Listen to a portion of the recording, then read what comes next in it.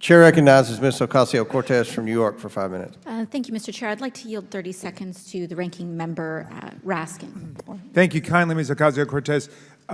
Congress committed $24 billion in security assistance to Ukraine in their war of self-defense against the brutal invasion by Russia. And to ensure the proper use of that funding, Congress and the administration established robust oversight structures to detect fraud and abuse, and that included additional funding for the IGs of DOD, the State Department, and the United States Agency for International Development. And recent testimony from administration officials confirm that these robust oversight structures are working. On February 28th, the House Armed Services Committee held a hearing during which DOD's Undersecretary of Defense for Policy testified the agency has provided Ukrainians with supplies to track the systems the U.S. has provided, including scanners and software, and that they have not seen any evidence of diversion. So I just want to say that you have helped us get ready for that. I yield back. Thank you, Mr. Chair. And thank you to the ranking member. Now, I want to dive into a little bit of what we're looking at today. This week, Republicans introduced their legislation to bring the United States government into default. That is what is happening. And that would introduce a destabilizing and profoundly unprecedented process that would initiate across-the-board cuts of an estimated 22% to most agency budgets, including cuts to life-saving medical care, Social Security, student debt, SNAP benefits. And in all of that, my colleagues seem to forget another way to solve our impending fiscal crisis. This isn't just about continued cuts to the poor and to the working class in our essential services, but we can raise revenue. In fact, in tax cuts in 2017 passed by the other side of the aisle, we see wonderful tax cuts for yacht owners and private jets. But in order to balance our budget now, we're talking about cuts to SNAP, to food out of babies' mouths, instead of actually re-examining the inequities within our tax system. Let's look into the decreasing IRS's revenue that has contributed to a loss in revenue from taxing the wealthiest Americans. Mr. Dodaro, how much have appropriations for IRS enforcement activities decreased since 2010?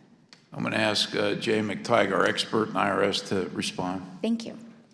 Thank you, Congresswoman. The appropriations for IRS have declined considerably since 2010, roughly 20% when adjusted for inflation, and roughly the same amount when looking at enforcement in particular.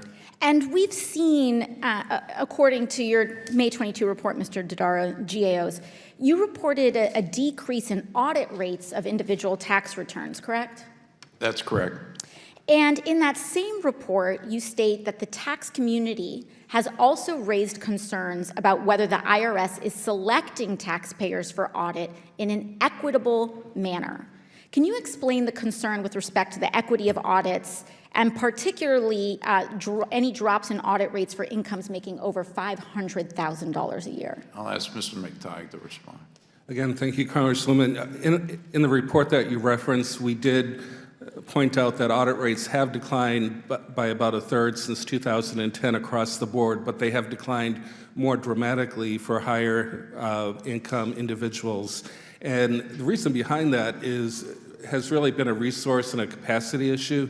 Auditing high-income, high-wealth individuals, partnerships, corporations require a lot of expertise, both human capital as well as information technology and analytics, whereas auditing lower-income individuals is much more straightforward. The IRS has a lot of information from third parties on income, such as wages, and less information on other types of income. So there's a wide disparity there. Thank you. I appreciate that. And to your note, auditing the rich is an enormously complex process that takes a lot of manpower. And the cuts to IRS enforcement are strategic, and they have resulted in a loss of revenue. Is that correct? IRS has been unable over the past decade to backfill, very highly skilled individuals that Thank you. I have apologize. I just retired. have to reclaim because I don't have time. But what we see here, and I'd like to submit unanimous consent to submit the report from the GAO, that there was an 87% decline in audits for taxpayers making between $500,000 and $5 million.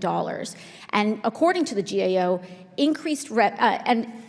GAO, we've seen that the new funding for the IRS that we've recently put in the Inflation Reduction Act has increased those revenues over 10 years. So instead of looking at climate and instead of looking at cuts to health care, we should examine why our colleagues in the Republican Party is so invested in protecting the wealthiest people in this society and would rather attack health care and services for our veterans than repealing tax cuts for yacht owners and private jets. And with that, I yield my time.